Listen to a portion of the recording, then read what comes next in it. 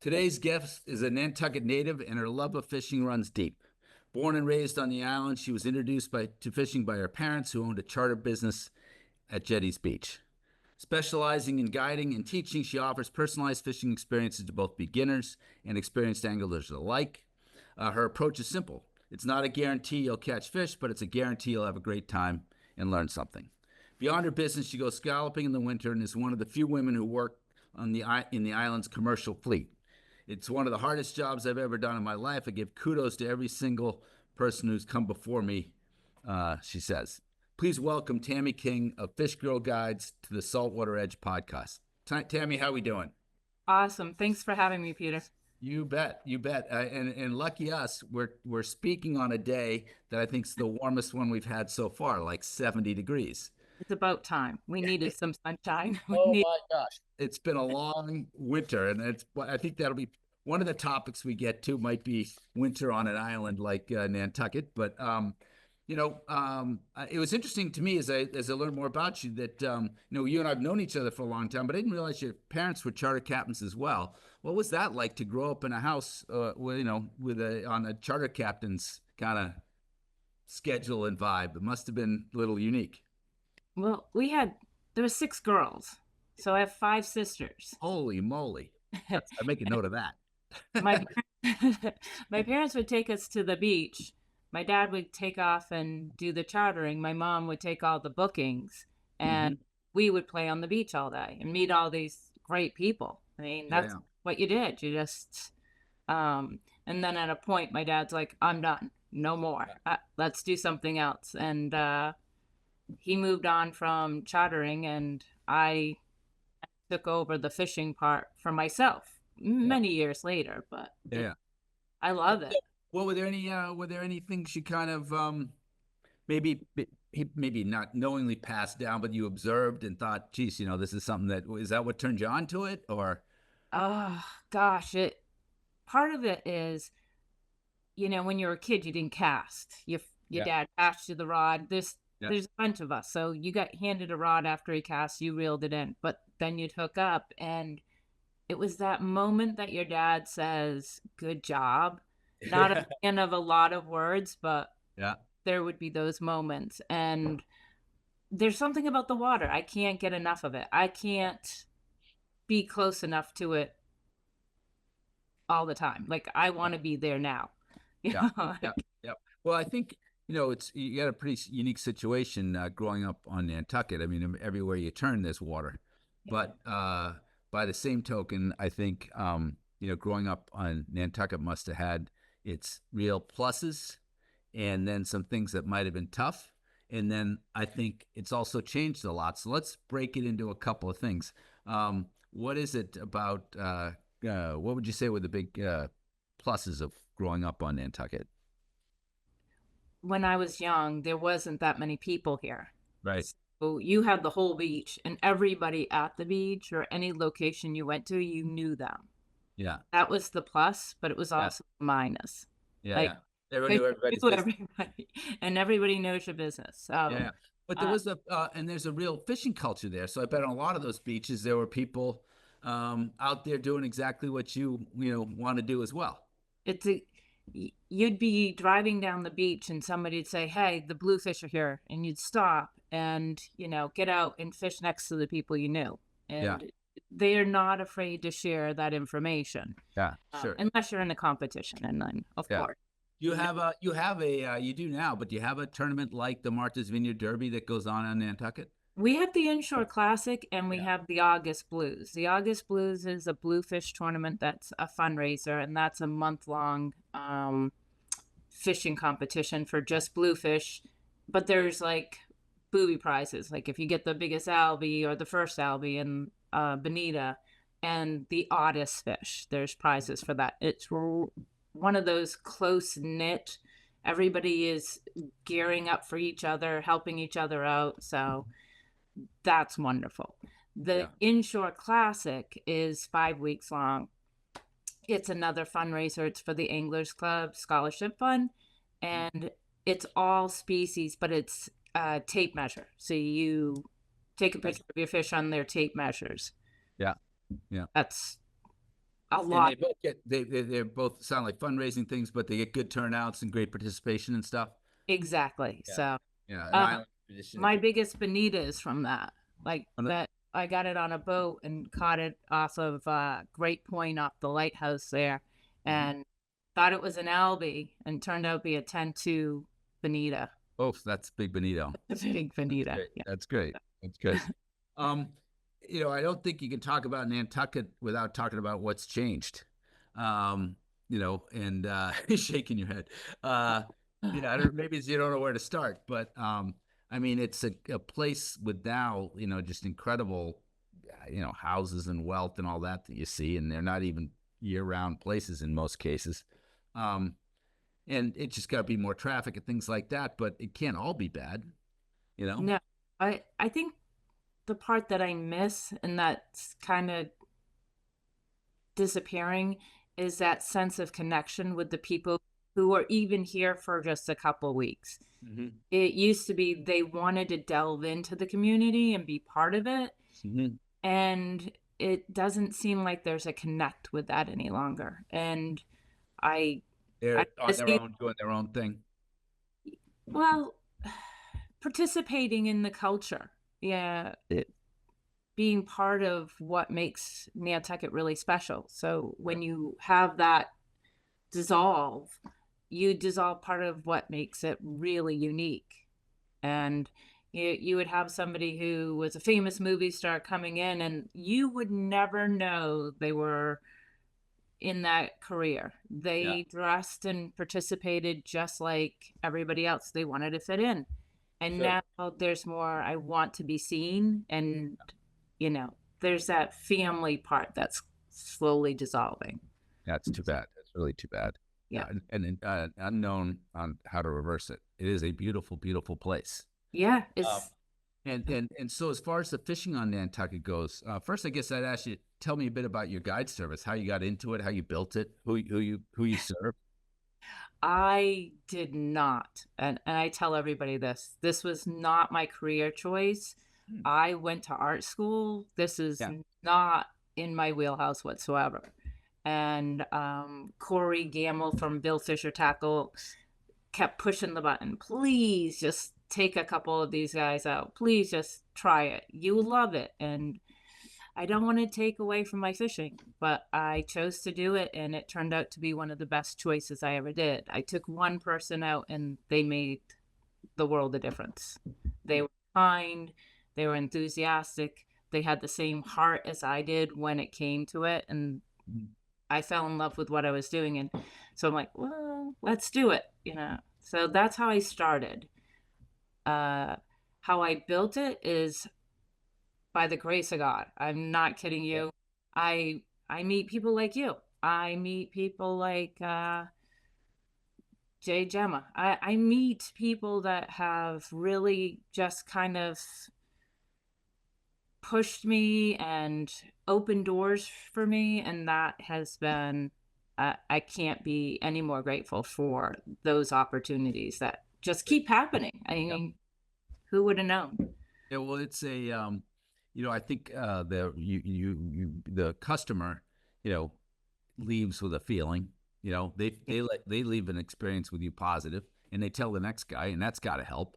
Um, Yeah, and I think your attitude towards it. It seems you're gonna it's gonna be a good time. You're gonna learn something. We're gonna try like hell to catch fish, and there's plenty of opportunities on Nantucket. There's lots of fishable water, right? Access isn't a giant problem, right? oh, The no. big island, right? And you drive on the beach. That's Mm, not all year, right? You drive on the beach in the fall, or is there parts of the where you can do it? I never not I'm always on the beach. I caught fish all the way until the end of November. Mm-hmm. Mm-hmm. That maybe in December, but we won't tell too many people that. Yes. You need a Well, break. yeah. No, true. But it's sometimes in places. I mean, I think we have a challenge here in Newport sometimes with access. Yes. Yeah. Um, and it's. I always got the impression that Nantucket was a little bit more wide open than maybe Martha's Vineyard and some other places. There's a lot of public access. So even if you can't drive on the beach, there are places that you can, you know, 100 yards walking onto the beach with a public way. So there's quite a bit of beach access, Sure. And which so m- grateful. most of your, I mean, we're not going to have access to a map, but it's there's a lot of sand beach, right? Where is there actual boulder fields and stuff on the 2 points, Great Point, and or is that all? I mean, I've been there. That's rock underwater. That's a reef, right? That So extends off a Great Point, right? Great Plain is Grand Point. pretty much Yeah. a man-made. It's actually Cotu, and there's a man-made, inlet there, and there's a jetties at Jetties Beach. There's a inlet there with rock boulders. There's only a few small places like um, off of Sankaty. There's a rock formation. You'll find bass and fluke and stuff like that around that Reachable from the beach? area, but reachable from the beach. Oh, You great. can cast. I go there quite a bit. So Yeah. it's not a driving access. You have to walk down an Yeah. embankment, but it's lovely. And there's a couple in the harbor areas that people go to, so you can use those as well. But it's mainly sandy bottom. Yeah, so let's talk a little bit about that because I think a lot of the the surfcasters that we deal with a lot and here in Rhode Island and Montauk and other places, a lot of boulder fields involved. Yeah. So as you're fishing sand beaches, what are a couple things that you're looking for? I mean, I've seen pictures of you fishing. We haven't fished together, but it's surf gear and everything else. What 10-foot, 11-foot rods and Yes. something like that? And your guests are comfortable with a 10-foot rod? I start with a 9 foot, which Yeah. is to get them going to see what they can do and how Right. they can handle it. And windy conditions, we amp it up to the Mhm. 10, 11 foot.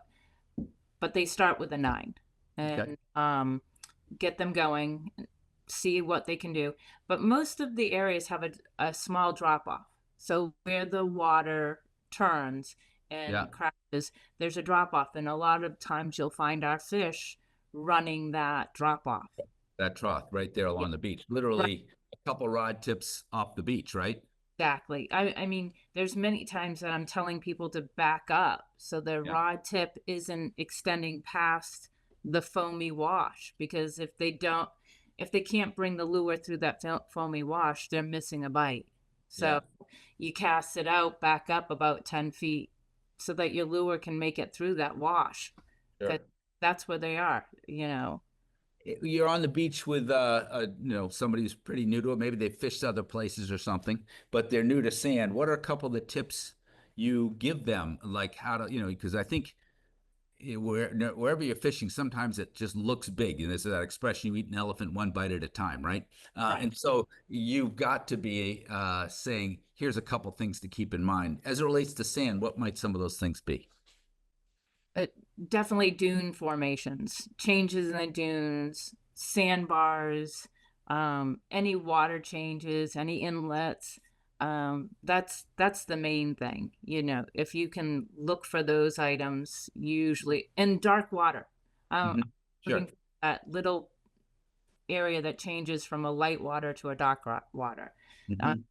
our bluefish tend to run along that. Maybe it's cooler water for them, but you'll tend to see them running along that dark water line. Sure. You mentioned dune changes. I have an idea in my head. I'm curious what you mean. So for us, we have highs and lows, and the water will wash up and wash away part of the dune, and you'll Hmm. see that opening. That sand has gone somewhere. So out there's a pile of sand. You may not see it from the beach, but if you're going over it in a boat, you'll see a slight change from Hmm. the radar. You won't see it on the beach. Gotcha. You're not looking, you won't see that shallower water there. So Sure. Because you, for one of the things I think of is, and I teach a lecture on reading the water. And it's generally the case that the higher the land is behind you, the steeper the water is in front of you. And the yes. shallower or lower, when I think of the coast of Florida, the west coast of Florida, not much height at all and No. lots of shallow for miles, before you get any real depth. So I was just curious if fishing sand beaches, if you saw some of that. Do you have, you It's are, go ahead. it's only that same, although we have had a lot of erosion from them, so it has changed. You may see a high bluff, but because of the erosion, it has changed the surface of the water. We used to have a really great cod fishing. There would be some deep, like 60-foot drop offs, small channels of them, but that's all been filled in from the erosion. And that sand's moving along the shore and And filling in those holes, and so the cod are moved off. moved off. Yeah. Yeah. We still get fluke from the beach. You can Yeah. still get fluke, scup, and sea robins and black sea bass. So Sure. you And can see, get I all, think of black sea bass as being more of a, for us, or, it's amazing because we have so much rock I think of it as being on rock. I don't really, fluke, I definitely think of as, more of a sand focused, bottom fish. As do you charter for fluke? That's one of the targets. nope. If you get one, you're lucky. Yeah. It's not what Focused on. I'm, my thing that most people tend to go for, Mhm. hire me for, is the learning experience, something that they hadn't, done before ever in their lives. They bring Mhm. their dad, who's always wanted to fish the island, or their daughters. I've done wedding parties, Ah, the parents and the bride and groom. So it really is a mix of people, but they mainly are looking to learn something new. yeah, experience something new. It's a beautiful place. Right. If it other than the fishing, what are some of the things that make Nantucket so special? The community stuff you spoke of. The Yeah. community is, when you get your group of people, you have a remarkable um, support system. I cannot say enough about the people that have, had my back here. I Hmm. have no words that could thank them enough for, Hmm. just stepping in and being there for me with whatever I'm doing. If Sure. Move a sofa or something bigger than that. Yeah. Yeah, it's been great. But it's, if anything happens in your life here and you said, "Hey, I need help," you'd have people at your back door. I mean, they'd just be like, "What can I do? What can I do to help you?" So I think that's a remarkable small community, and we're surrounded by water. So it, there's only so far you can go. Yeah. What's the winter overpopulation there, would you guess? We have 20,000 people here. Okay. It's not How small. big is it? How big is it? At Mile? 20, 3 miles by 13 is, 13. Okay. yeah. But But that's, on a map, it's smaller than It's smaller than Martha's Vineyard. oh, it's much smaller. Yeah. But that 13 miles is to the Great Point to Matticat. So we're talking 13 miles. Yeah. That's you know like, that's the extent. So if you're getting a little winter stir crazy, it's a 2-hour boat ride with your vehicle, and it's an hour boat ride, you know, Yeah. to get off. Yeah. Yeah. The Yeah, because I think of it's a remarkable place, a beautiful place, and all that. So I was wondering, but it also must be a long winter. It sounds like you got a great network there to help you out. Now, what are some of the things that the quote fishermen? Do you have a busy club or something like that people that where fishermen congregate, or is it a bar? How's that part go The, down in the the off season? we have a Nantucket Anglers Club, and you have to be a member to join. You have to join, and Yeah. you can bring guests. Like, I can bring people X amount of times a year, Mhm. and it's a small bar. It has year-round competition. So you have your saltwater fish, which would be codfish, bluefish, bass, all the black sea bass, fluke, scup. And then you have your pond fish, which are your white perch, yellow perch, sunnies, pickerel, and crappies. Oh, And it's a year-round tournament, and it starts from the youngest kids.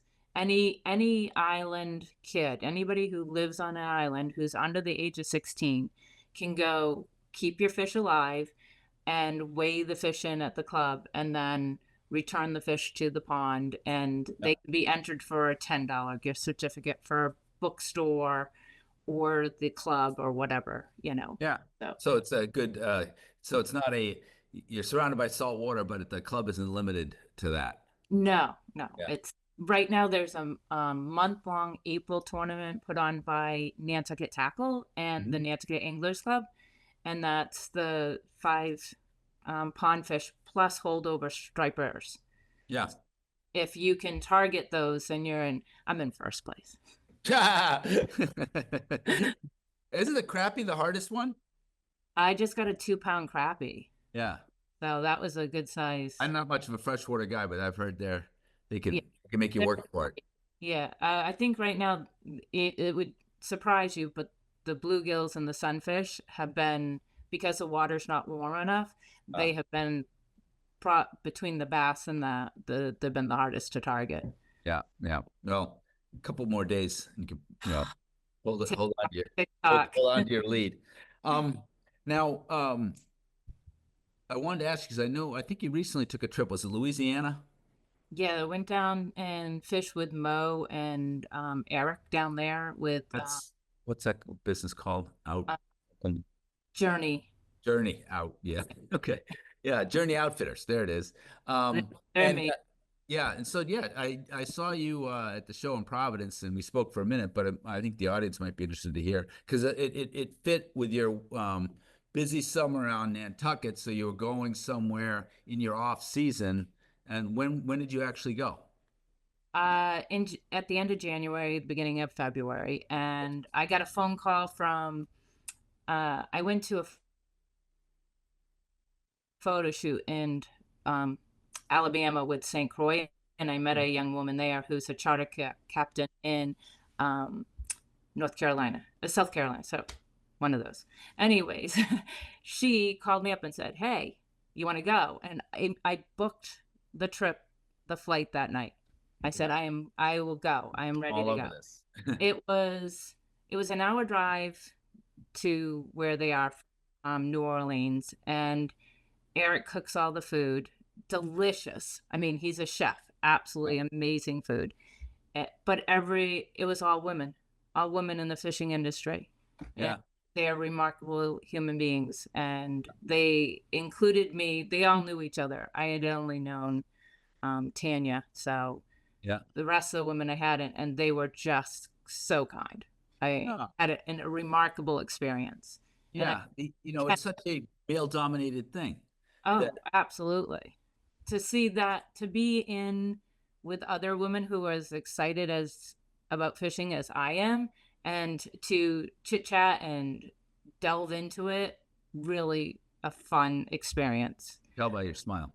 Yeah, I can't wait to go back. So, uh, Being a guy, what is it that, I mean, there must be some challenges associated with it, with having so much of the participation being male and the energy and all that. But I have this idea about um, fishermen in general, and I'm curious from a women's perspective if it holds up. It's the idea that I really like one of the great things about the job that I have is that fishing breaks down barriers. In other words, economic, racial, because if you share a passion for striped bass, and you see a guy, you want to talk about the bite. It's not, you know,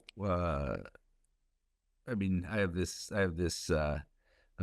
story about this guy Frank, who's a Brazilian guy who does stonework.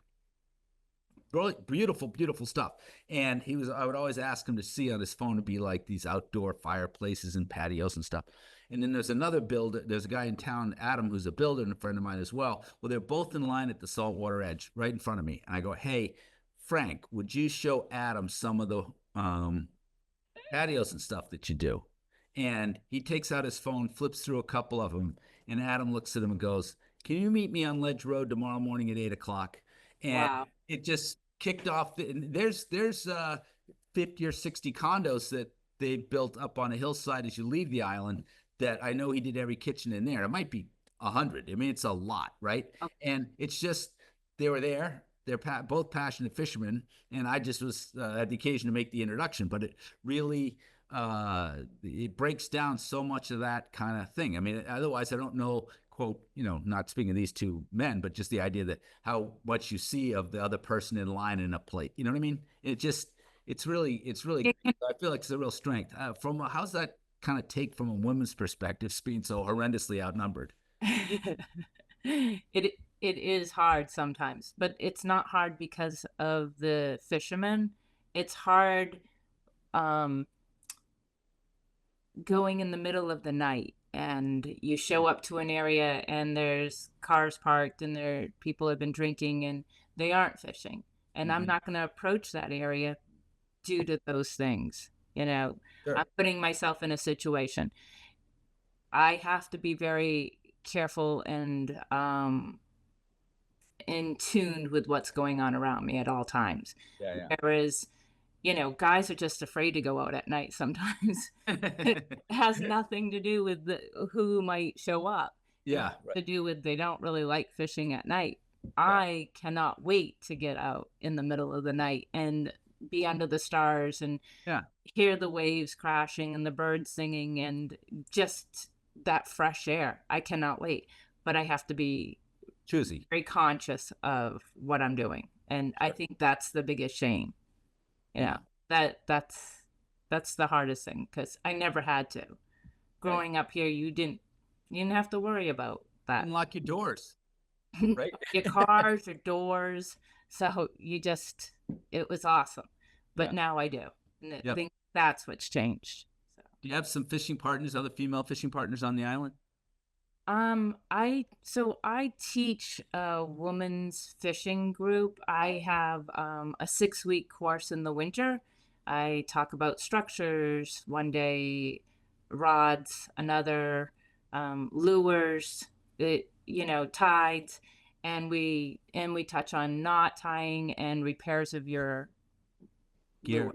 Yeah. Yep. And at the end of that we go out and fish, and we had 21 women lined up on the beach, not a single man on the beach, and it was phenomenal. Oh, It was that's great. a Good for blast. you.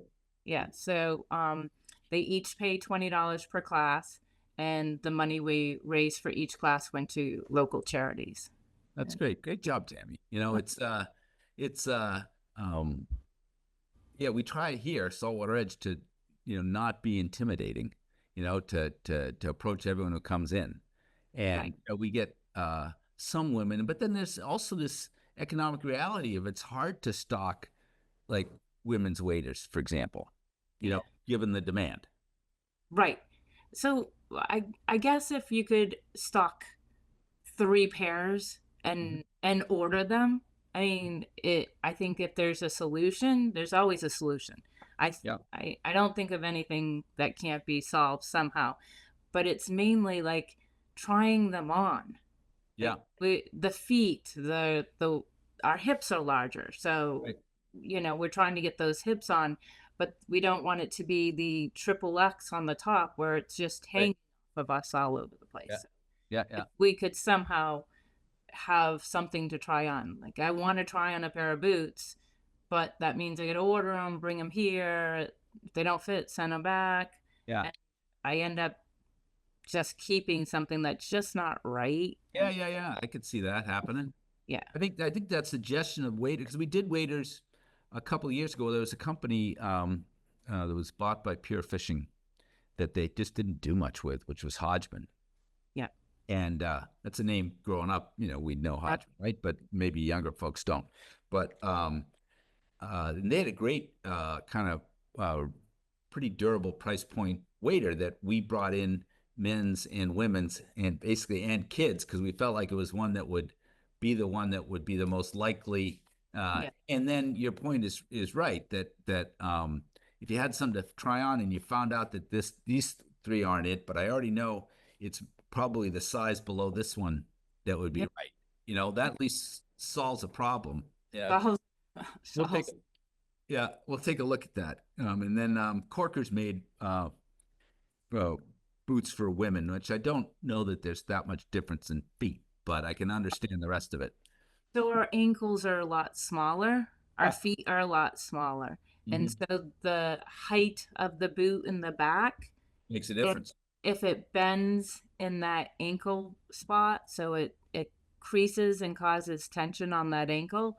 Yeah. That's uncomfortable. Sure, sure. And if I could change that, I really want to get in touch with somebody that makes the drop zippers down the back, so you can just Yes. drop the back of them. Yes, that would work. That'd Which be that. I think that would be like the ICAST product of the year if you anybody did it. Yeah, that's so a you good could idea. the That's a good idea. back ends and not have to take off everything. Everything. That would Yeah, yeah. be solving everybody's issue. Then Well, it's the waiters of um yeah it's a difficult thing. yeah, well, but the problem, I guess, from just sharing with you from a retailer standpoint is you really have to have 10 pairs to sell one because you don't know the size of the person who's coming in, right? So it turns into something. Well, let me just take a second here. I'm going to read something and then we're going to change gears, okay? So this podcast is brought to you by the Saltwater Edge. Go to saltwateredge.com to check out the latest in surf, fly, light tackle, and bottom fishing gear. We have hundreds of five-star reviews for our same-day shipping, advocacy for our resources, and our passionate crew of anglers, ready to answer your questions about tackle and tactics from bonefish to bluefin. Check us out and use the code TAMMY, TAMMY, all caps to get free shipping on your next order. There you go. So you Right? yours too. um, great.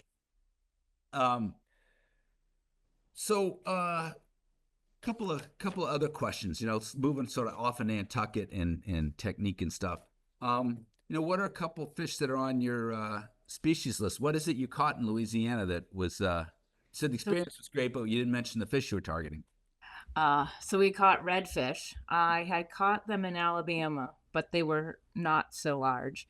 And when you catch them in with Eric and Mo, they have a competition. If you get over 40 incher, you get a tattoo, which is Yeah. lots of fun. Not real tattoos, Oh. just so you know. And so the redfish were big, and I caught. In one day, I caught 13 redfish and a shark. So Wow. not on purpose. The shark, just so you Yeah, know, yeah. But the redfish, big. big. For They're not one those was Delta ones, right? They run bigger boats, right? It's not a flat. no, they had well, they had center consoles. Yeah, So okay. nice rides, smooth, beautiful boats, great gear. Everything's top notch. Everything they do is right on target. So there's 3 people per boat.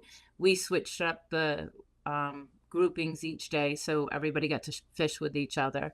Yeah. A lot of Z-Man gear. They use a lot of Houdinis and different stuff like that, which was new to me. I hadn't used chatterbaits before, and I hadn't used some of that, but fun, lots of fun. Don't those Z-Mans make a lot of sense for your bluefish on Nantucket? Uh, I think they're going to make a lot of sense for the straight bass on Nantucket. Yeah, true too. I, True I think that they're going to be perfect bouncing off the bottom with no structure. Yeah. I And the think coloring is, they make one called the Mullitron or something like that. I think yeah, that's Z-Man. It's supposed to be a pretty good one. yeah. Um, So, the the very shallow waters. So 3 feet to 5 feet. So you're fishing very shallow waters, and there seem to be mud dwellers. Like they push down and hang out there, and then come back up. And a Mhm. lot of fun to see them just rise in groups of 50, just come to the surface and just go nuts. So it Yeah. was remarkable. My largest was 43 and a half. Wow. Yeah, I caught a couple over 40, so I was thrilled. It was Yeah, like, yeah. That sounds great. What are some other bucket list fish for you? well, I've been to Mexico, and that was great. I'd like to travel abroad and fish, and I'm not quite sure where I want to go, but I've been talking to the guys over on the vineyard who have been traveling about a bunch this year. So touching base with them, we'll see what we come up with. I've come up Sure. with And where'd you go in Mexico? Puerto Vallarta. Yeah, because I bet you'd like the surf fishing around Los Barriles, which is um, the Baja. peninsula. So you were in the Puerto Vallarta is on the Mexico side, the Right. bigger, larger continent, but that other leaving the Sea of Cortez in between. Okay. And I've been there a couple times for roosterfish, and they crush the pencils and they crush flies. It's great.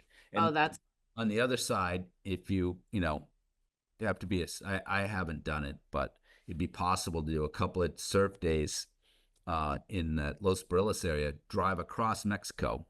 okay. I think understand it's only like 2 hours, and then you'd be in that Mag Bay area where they do the marlin. Uh, Oh, yeah. Be so it great. could be a twofer. Yeah. I'm all in for that. I've fished quite a bit. I've fished the Keys and done all of Florida areas, and I used to help out mate a couple boats and drove some up through the intercoastal up through Florida and whatnot. So had a lot of fun doing that, but you know, it's not my what I really want to be doing. Yeah. I'd rather be fishing. Yeah, so you and it sounds like the surfcaster, especially at night, doesn't it's not that visual, right? It's somewhat visual, but you don't see the bass behind the plug, uh, Oh, right? uh, And so there's a lot you are operating with assumption and hope, you know, right? well, it's kind of consistency too. Mhm. You'll find spots that kind of produce, and you target those spots. And I find that if they're there during the day, you Mhm. find the right tide, they'll be there in the evening. Okay, because I was going to say, I think of that. You're describing something that I think of absolutely true on hard bottoms, and I think of sand as being so much more shifty. But you're saying they'll hold, and similar time of tide, cover, Yep. darkness. You could expect to see them in the same place. Because as I think about it a little harder, they're they have some physical advantage there.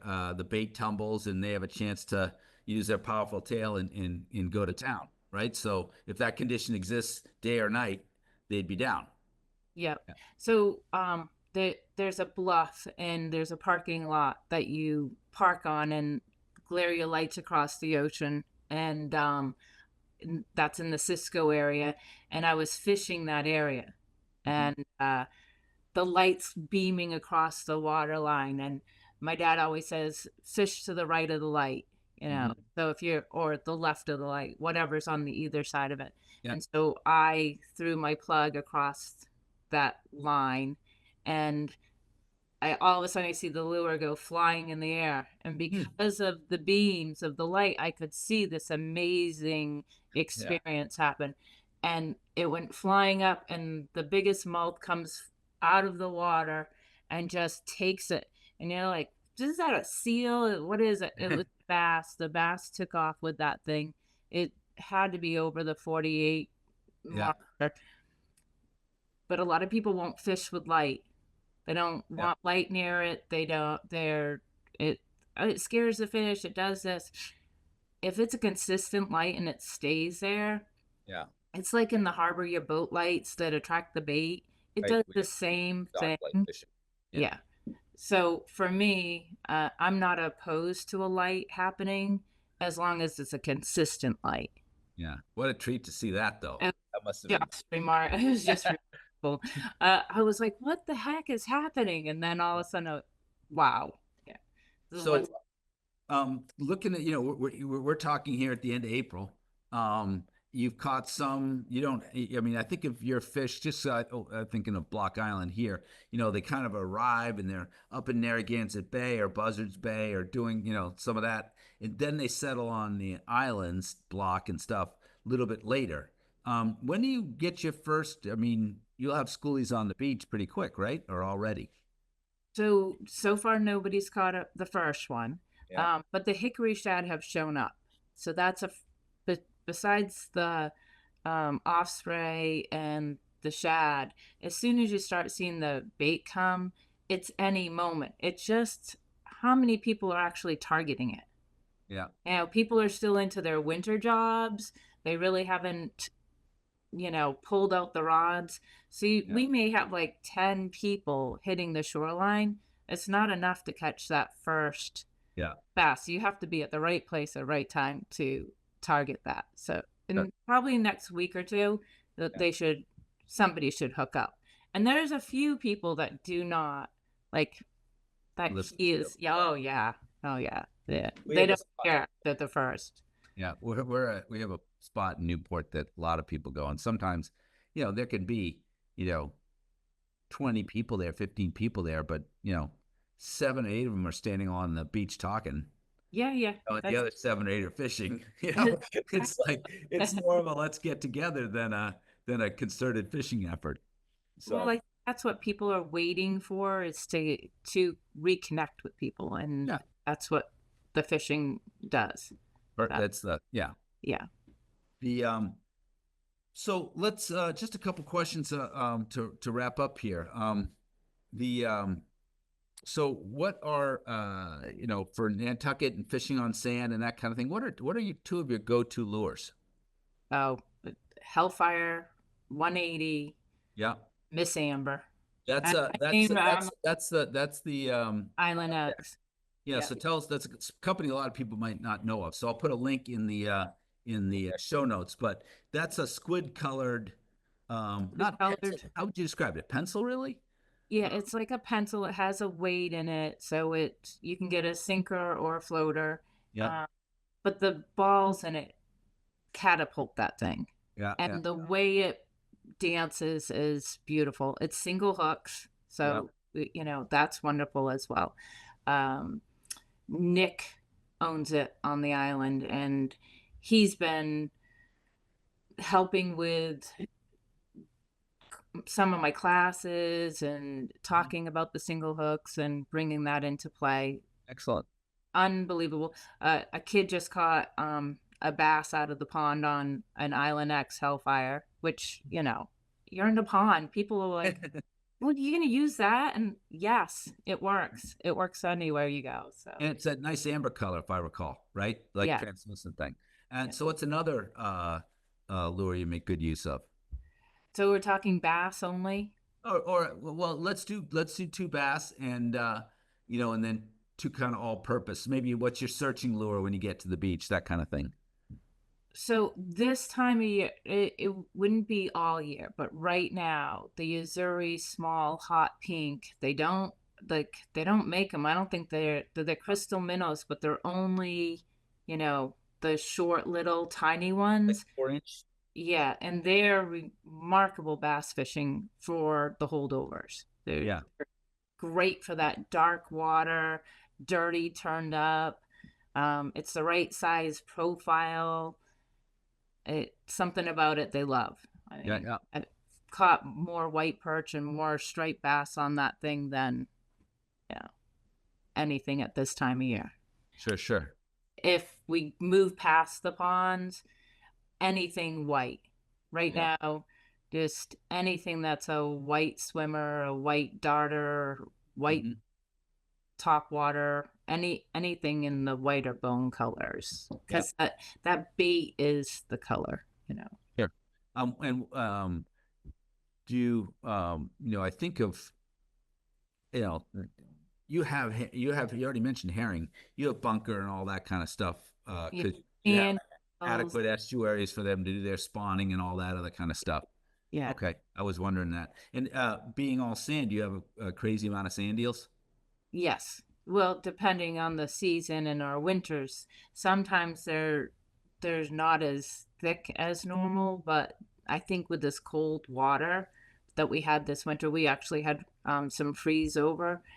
We haven't had that in a few years. Hmm. It really needed it. It really makes the harbor healthier. It makes all the island healthier, and we had that this year. So that Great. was nice. I think that's going to make a huge difference. Sure. So, as you prepare for guide trips or something like that, what are two resources that you find helpful that other people, you know, want to improve their fishing success might? What do you find most helpful for resources? Are you talking books Yeah, or? a book you may have read, an app you use, a podcast you listen to. uh, I send a lot of people to YouTube channels, and mainly I think the biggest I overall question, it has nothing to do with the water, is how to tie a knot. Ah, I mean, like, every person's like, "How do you tie that knot?" And I'm like, "'Cause they're only gonna tie it if they come with me, they may only tie it 1 or 2 times yeah, throughout the, season, and by the next season, they've forgotten how to tie the knot."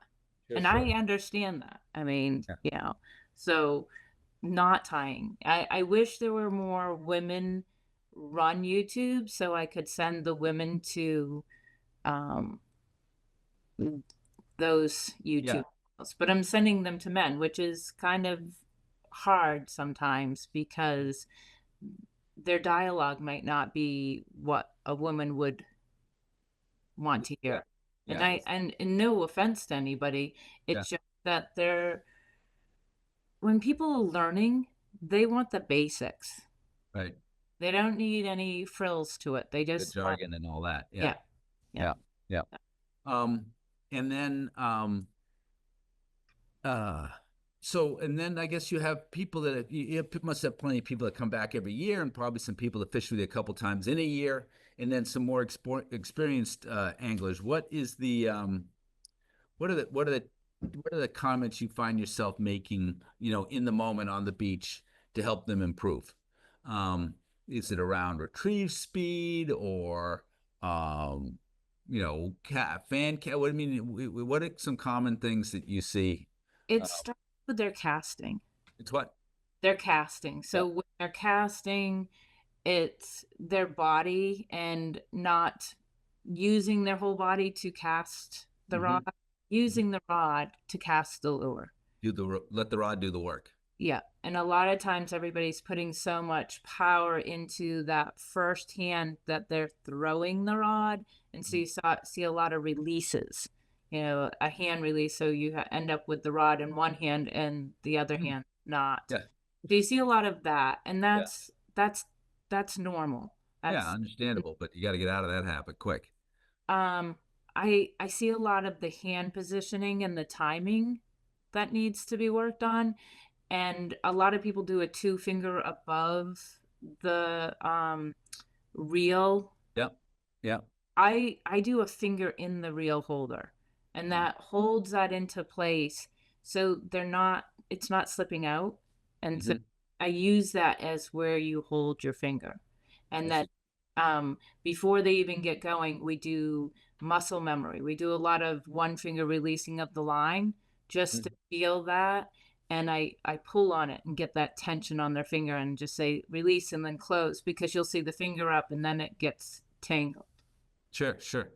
The it's it does sound like you have some nice tips and instruction for people who are having an early or initial experience with fishing. Do you have occasions? I imagine you do, where you see somebody who, you know, was new in improving I along the way. I mean, I have had a woman who started and took a couple times, worked with me, and now she's winning, awards and catching big fish and doing in a phenomenal job.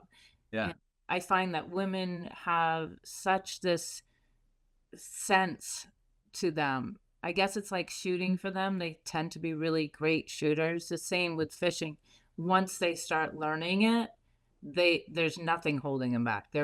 They just evolve quickly, and sure. it's fun to watch. It's uh it's interesting. I know when I teach um, fly casting that which is on the fly rod's a lever, and women go to grace and men go to power, and Yeah. the lever doesn't need more power, right? No. So women are far easier to teach Yeah. than men. That would be an observation over time. So Tammy, one last question for you. You have one day left on Earth. Where are you fishing and what for? Uh, what time of day? I get the whole day. Yeah, yeah. Okay, tomorrow's your last day, right? So you get the whole day. My sunrise is going to be at Great Point. Uh-huh. Uh, I'm going to hit Great Point and I'm going to watch the sunrise. I'm going to make a breakfast on the beach because that's Mm. what I do. And then I'm going to fish Great Point until 11:30. I'm going to get in my car, head to the donut shop, which is Mhm. Nantucket Bake Shop, and get a nice fat jelly donut because they're soft and fluffy. And I'm going to head to Smith's Point and catch this most remarkable sunsets Ah, island. And there's a beautiful rip that runs out there, and it will be everything that will be there. I mean, yeah. this is my last day and I get whatever I want. Good for you. There'll be Albie's bass and bonita because by that time it's that dusk. It's Yeah. that beautiful light that hits, and you can just let me put a blanket over me and call it a day. Yeah. Yeah. Yeah. I had one of these guys, I asked this question and I've seen some people really struggle with the answer. But one guy said, well, I'm going to go out to the canyons and we'll see what we can catch that day. And then he looked, thought, and then he goes, and he looks right at me. He goes, you don't have to bring me back. Yeah. No, I no. doubt it. Just, I'll wrap it up right there. That'll be that. So, Tammy, where can people learn some more about your business and maybe book a trip or learn more about you? What are a couple places? I'm on Instagram, FishGirlACK, Yeah. and that's where everybody reaches me. So just follow me on Instagram, and you can message me there, and I will. I don't even have a website. That's how bad it is because I've been so busy that it's ready to be push the button, but I haven't needed it. Yeah, I think that Instagram's a great way because people can catch up with what you're currently doing too. And both tackle stores on Nantucket recommend me. There's other great guides here as well. So, Yep. but they can call up either one of the tackle stores and they'll give you my number and you can reach me that way as well. Sounds great. Well, Tammy, thanks so much for coming on the Saltwater Edge podcast. It's we've known each other a long time. We've talked about doing this, and then today, before we hit play, a lot of things happened. We stuck with it, and here we are. So great. I do appreciate your patience, and I'm really glad we had this time together. You take Hi, thank you so much. It was a pleasure. I've had so much fun. Thank you so much. you bet, Tammy. Take care.